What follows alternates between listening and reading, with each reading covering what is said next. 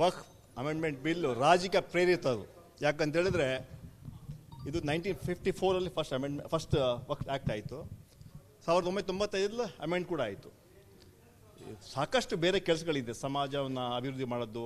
ಯಾಕಂದರೆ 10 ವರ್ಷ ನರೇಂದ್ರ ಮೋದಿ ಅವರಿಗೆ ಅವಕಾಶ ಕೊಟ್ಟಿದ್ದಾರೆ, 11ನೇ ವರ್ಷ ಇದು.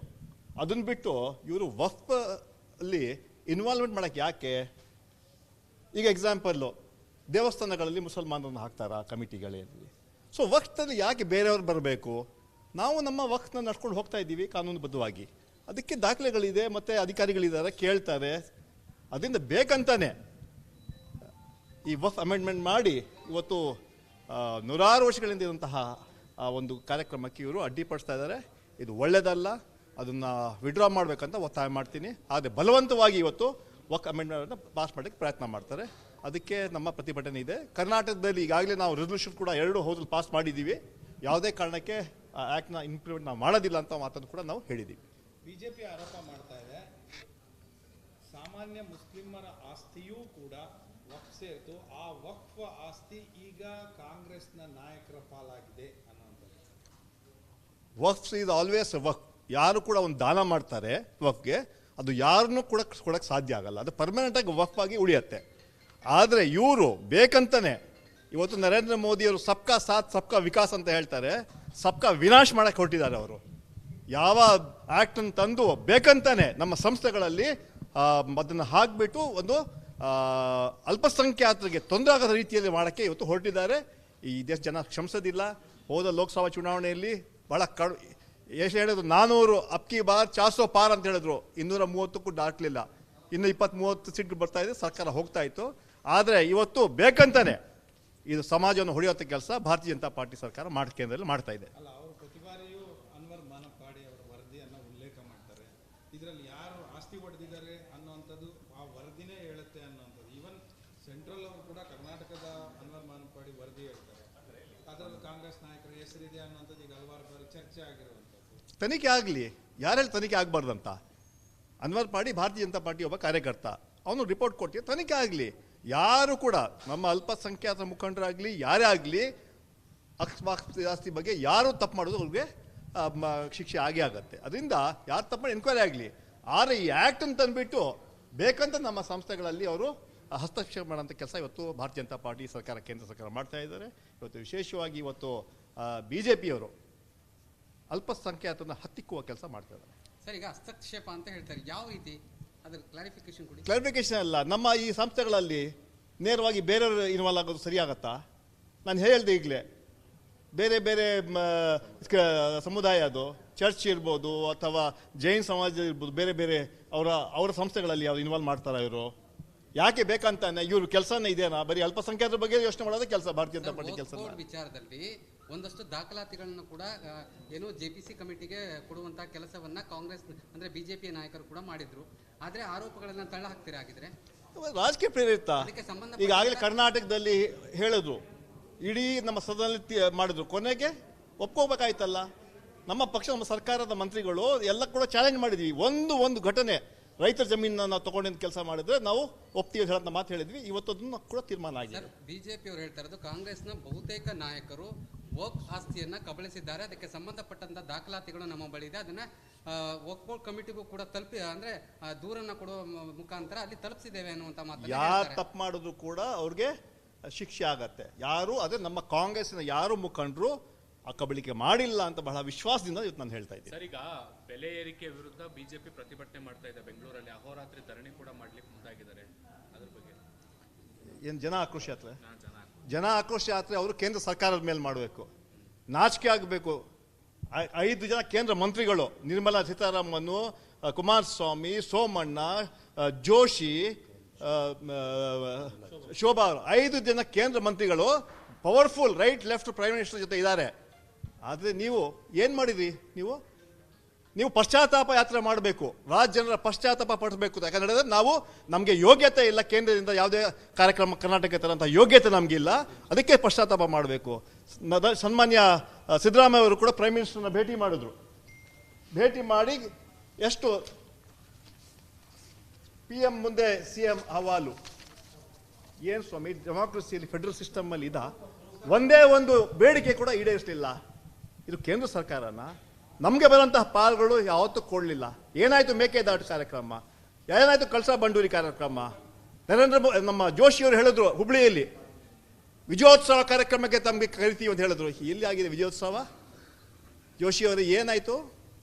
ಮೇಕೆದಾಟು ಕಾರ್ಯಕ್ರಮ ಆಯಿತು, 50,000 ಕೋಟಿ ಕೊಡ್ತೀನಿ ಹೇಳಿದ್ರಿ ಲಾಸ್ಟ್ ಬಜೆಟಲ್ಲಿ. ಏನಾಯಿತು 50,000? ಏನು ಕಾರ್ಯಕ್ರಮ ಕೊಟ್ರಿ? ಬೆಂಗಳೂರು ಅಭಿವೃದ್ಧಿಗೆ ಟನಲ್ಗೆ ನೀವು ಪ್ರೈಮ್ ಮಿನಿಸ್ಟರ್ಗೆ ಒತ್ತಾಯ ಮಾಡಿದ್ವಿ ಸಹಾಯ ಮಾಡಿ ಅಂತ. ಏನು ಮಾಡಿದ್ರಿ? ನಾಚಿಕೆ ಆಗಬೇಕು ನಿಮಗೆ. ಯಾವುದೇ ಕಾರ್ಯಕ್ರಮ ಕೊಡುವಂಥ ಯೋಗ್ಯತೆ ನಿಮಗಿಲ್ಲ. ಇವತ್ತು ನೀವು ನಮ್ಮ ಬಗ್ಗೆ ಹೇಳ್ತೀರ. ನೀವು ಕರ್ನಾಟಕದಲ್ಲಿ ನೀವು ಪ್ರಾಮಾಣಿಕವಾಗಿ 2 ವರ್ಷದಲ್ಲಿ ಜನಪರ ಕಾರ್ಯಕ್ರಮ ಕೊಟ್ಟಿದ್ದೀವಿ, ಸರ್ವ ಜನಾಂಗದ ಅಭಿವೃದ್ಧಿಯ ಬಜೆಟ್ ಕೊಟ್ಟಿದ್ದೀವಿ, 5 ಗ್ಯಾರಂಟಿಗಳನ್ನು ನಾವು ಅನುಷ್ಠಾನ ತಂದಿದ್ದೀವಿ. ಸನ್ಮಾನ್ಯ ಸಿದ್ದರಾಮಯ್ಯ ನಾಯಕತ್ವದಲ್ಲಿ, ಡಿ.ಕೆ. ಶಿವಕುಮಾರ್ ನಾಯಕತ್ವದಲ್ಲಿ ಕರ್ನಾಟಕ ಒಳ್ಳೆ ಸರ್ಕಾರ ನಾವು ಕೊಡ್ತಾ ಇದ್ದೀವಿ. ನಿಮ್ಗೇನು ಇಲ್ಲ. ಅಸೆಂಬ್ಲಿಯಲ್ಲಿ ಇವತ್ತು ಗಲಾಟೆ ಮಾಡಿದ್ರಿ, ಇವತ್ತು ಧರಣ ಮಾಡ್ತೀರಾ. ನೀವು ಸ್ಪೀಕರ್ ಮೇಲೆ ಪೇಪರ್ ಎಸೆಯೋದು ಸರಿನಾ? ಅದು ಸಭ್ಯತೆನಾ? ಡೆಮೊಕ್ರೆಟಿಕ್ ಸಿಸ್ಟಮ್ ಅದು? ಅದಕ್ಕೆ ಸಸ್ಪೆಂಡ್ ಮಾಡಿರೋದು. ಇವತ್ತು ಒಂದು ಸಂದೇಶ ಹೋಗಬೇಕು ಇಡೀ ದೇಶದಲ್ಲಿ. ಡೆಮೋಕ್ರಸಿಯಲ್ಲಿ ಚರ್ಚೆ ಮಾಡಿ, ಟೀಕೆ ಮಾಡಿ, ವಿರೋಧ ಮಾಡಿ. ಆದರೆ ನೀವು ಸ್ಪೀಕರ್ನ ಮ್ಯಾನ್ ಹ್ಯಾಂಡಲ್ ಮಾಡಕ್ಕೆ ಹೊರಟ್ರಲ್ಲ, ಅದೊಂದು ದುರ್ದೈವ, ದುರಂತ, ಒಂದು ಕಪ್ಪು ಚುಕ್ಕೆ ಅದು ದೇಶದ ರಾಜಕೀಯ ಇತಿಹಾಸದಲ್ಲಿ. ಅದರಿಂದ ಇವತ್ತು ಒಂದು ದೊಡ್ಡ ಸಂದೇಶ ನಾವು ಕೊಟ್ಟಿದ್ದೀವಿ. ಯಾರೂ ಕೂಡ ಮಾಡಲಿ, ನಾವು ಅಧಿಕಾರದಲ್ಲಿ ಇರ್ತೀವಿ, ಆಪೋಸಿಷನಲ್ಲಿ ಇರ್ಬೋದು ನಾವು, ಅಥವಾ ರೂಲಿಂಗಲ್ಲಿ ಇರ್ಬೋದು. ಆದರೆ ಸ್ಪೀಕರ್ಗೆ ಗೌರವ ಕೊಡಬೇಕು, ಸದನದಲ್ಲಿ ಚರ್ಚೆ ಮಾಡಬೇಕು, ಜನರ ಕಷ್ಟಗಳು ಸ್ಪಂದಿಸಬೇಕು. ಆ ಕೆಲಸ ನಾವು ಮಾಡಬೇಕಂತ ಮಾತನ್ನು ನಾನು ಹೇಳ್ತಾ, ಇವತ್ತು ಏನು ತೀರ್ಮಾನ ತಗೊಂಡಿದ್ದಾರೆ ಸರಿಯಾಗಿದೆ. ಅವರು ಪಾಪ ಪ್ರಜ್ಞೆ ಬರಬೇಕು ಅವ್ರಿಗೆ. ಯಾಕಂದ್ರೆ ನಾವು ತಪ್ಪು ಮಾಡಿದ್ದೀವಿ.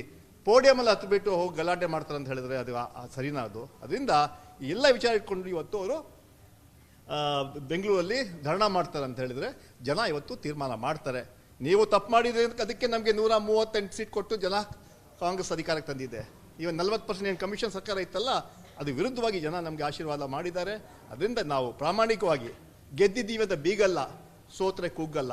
ಪ್ರಾಮಾಣಿಕವಾಗಿ ನಮ್ರತೆಯಿಂದ ನಮ್ಮ 5 ವರ್ಷ ಕಾಲ ನಮ್ಮ ಸರ್ಕಾರ ನಡೆಯುತ್ತೆ. ಒಳ್ಳೆ ಕೆಲಸ ನಾವು ಮಾಡ್ತೀವಿ, ಜನಪರ ಕೆಲಸ ಮಾಡ್ತೀವಿ. ನೀವು ಬಿಜೆಪಿ ಕೆಲಸ ಮಾಡಿಲ್ಲ ಅಂತ ಹೇಳಿದ್ರೆ ಒಪ್ಕೊಳ್ಳೋಣ.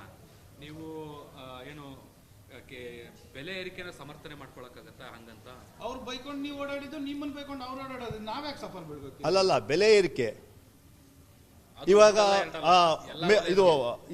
ಇದನ್ನ ನಮ್ಮ ಹಾಲ್ ಬೆಲೆ ಏರಿಕೆ ಮಾಡಿದ್ವಿ, ಕರೆಕ್ಟ್. ಕೇಳಿಲ್ಲ ಒಂದು ವಿಷಯ, ಅದು ರೈತರಿಗೆ ಹೋಗಿದ್ದೆ ದುಡ್ಡು. ರೈತರು ಕೊಡಬಾರ್ದಾ? ಆಯ್ತು, ಡೀಸೆಲ್ ಬೆಲೆ ನಿನ್ನೆ ಗೆಜೆಟ್ ಮಾಡಿದ ಅದು ಯಾರಿಗೂ ಹೋಗುತ್ತೆ? ಅಲ್ಲ ಅಲ್ಲ ಅಲ್ಲ ಸ್ವಾಮಿ, ನಮ್ಮ ಸರ್ಕಾರ UPA ಸರ್ಕಾರ ಅಧಿಕಾರ ಇರುವಾಗ, ಮನಮೋಹನ್ ಸಿಂಗ್ ಸರ್ಕಾರ ಇರುವಾಗ ಪೆಟ್ರೋಲ್ ಬೆಲೆ 55 ರೂಪಾಯಿ ಇತ್ತು, 105ಕ್ಕೆ ದಾಟಿದೆ. ಅದು ಯಾರು ನಾವು ಮಾಡಿದ?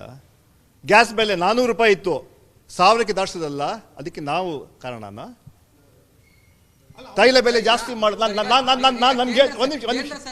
ಕೇಂದ್ರ ಸರ್ಕಾರದ ವಿರುದ್ಧ ತಾವು ಮಾತನಾಡಿದ್ದೀರಿ, ಅದನ್ನು ಒಪ್ತೇವೆ. ಆದ್ರೆ ತಮ್ಮ ರಾಜ್ಯ ಸರ್ಕಾರ ಇಲ್ಲ. ನಾವು ಮೊನ್ನೆ ಬಜೆಟ್ ಸನ್ಮಾನ್ಯ ಸಿದ್ದರಾಮಯ್ಯ ಕೊಟ್ರು. ಆ ಬಜೆಟ್ ಅಲ್ಲಿ ಎಲ್ಲದಕ್ಕೂ ಜಾಸ್ತಿ ಮಾಡಿಬಿಟ್ಟು ನಾವು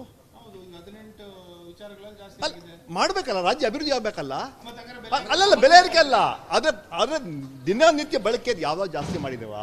4,09,000 ಒಂದಷ್ಟು ಚರ್ಚೆ ಆಯ್ತು.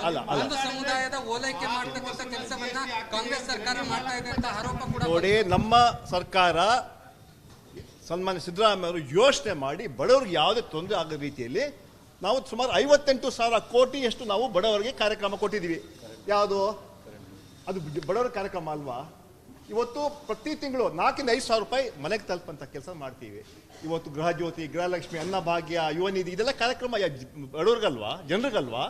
ಅದರಿಂದ ನಾವು ಕೊಟ್ಟಂಥ ಕಾರ್ಯಕ್ರಮ ಬಡ ಜನರಿಗೆ, ಮಧ್ಯಮ ವರ್ಗದವರಿಗೆ ನಾವು ಕಾರ್ಯಕ್ರಮ ಕೊಟ್ಟಿದ್ದೀವಿ.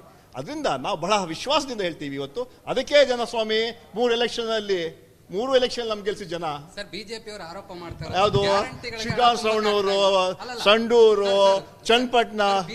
ಬಿಜೆಪಿ ಅವರ ಆರೋಪ ಇಷ್ಟೇ ಸರ್, ಗ್ಯಾರಂಟಿಗಳಿಗೆ ಹಣ ತುಂಬುವುದಕ್ಕೆ ಕಾಂಗ್ರೆಸ್ ಸರ್ಕಾರದಲ್ಲಿ ಆಗ್ತಾ ಇಲ್ಲ, ಹಾಗಾಗಿ ಎಲ್ಲದರ ಬೆಲೆ ಏರಿಕೆ. ನಾನು ಒಂದು ಪ್ರಶ್ನೆ ಕೇಳ್ತೀನಿ ತಮ್ಮ ಮೂಲಕ. ಅವ್ರಿಗೆ ಧೈರ್ಯ ಇದ್ರೆ, ಅವ್ರಿಗೆ ಅಷ್ಟು ಹೇಳಂತಹ ಇದ್ರೆ ಅವ್ರು ಹೇಳಿ ಗ್ಯಾರಂಟಿಗಳು ಕೊಟ್ಟಿದ್ದು ತಪ್ಪು ಅಂತ ಹೇಳಿಬಿಡ್ಲಿ.